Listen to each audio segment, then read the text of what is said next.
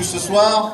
Vous ne m'en voudrez pas avant cela et avant de vous parler et de vous dire à quel point je souhaite aujourd'hui témoigner de la force que vous êtes, de l'engagement qui est le vôtre, de saluer la présence parmi nous de quelques candidates aussi, de Kuckelberg, Khalila Wasti, Nadia Badri et Ahmed Bouda Junior.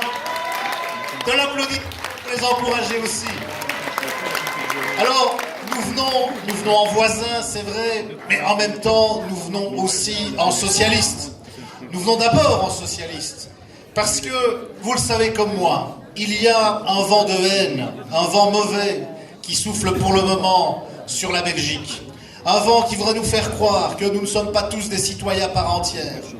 Un vent porté par des gens qui, au plus haut niveau de l'État, tiennent des discours racistes, haineux. Il y en a même un qui est ministre et qui a osé dire que les Marocains, les Algériens et les Africains avaient moins de valeur ajoutée que les autres. Est-ce que vous trouvez ça normal, vous? Non. Pour résister à cela, parce que c'est dangereux, parce que ces gens sont plus au niveau de l'État, il va falloir répondre, non pas par de la haine, mais par de l'intelligence. Répondre aussi par de la solidarité. Répondre par le socialisme qui considère qu'un être humain vaut un être humain, qu'un autre être humain vaut encore un autre être humain, et qu'au total, nous construisons et nous faisons société. C'est ça qu'on va leur répondre.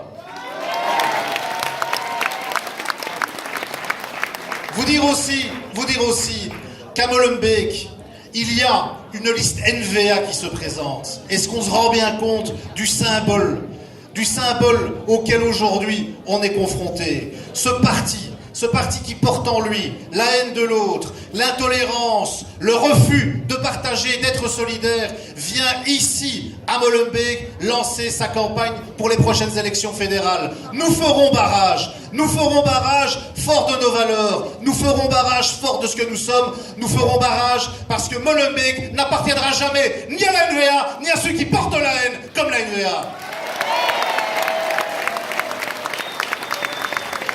Que les choses soient claires, Je viens depuis plusieurs semaines au marché de Molenbeek. Et qu'est-ce que je vois? Je vois une équipe de candidates et de candidats, une équipe de militantes et de militants qui les entourent et qui, centimètre carré par centimètre carré, rappellent qu'une commune gérée par les socialistes, c'est penser d'abord aux gens, c'est être aux côtés des gens, c'est être solidaire, c'est refuser qu'on désigne du doigt ceux qui sont plus fragilisés, c'est refuser qu'on trouve des solutions faciles en pointant du doigt l'étranger, celui qui n'a pas la bonne couleur. On rappellera qu'à Molenbeek, chacun a sa place, parce que Molenbeek, c'est l'ensemble des Molenbeekois.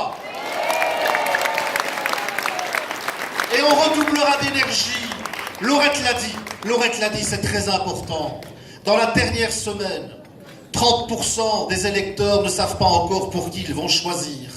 Et au moment où ils rentrent dans l'isoloir, ils seraient encore autour de 20%. C'est énorme.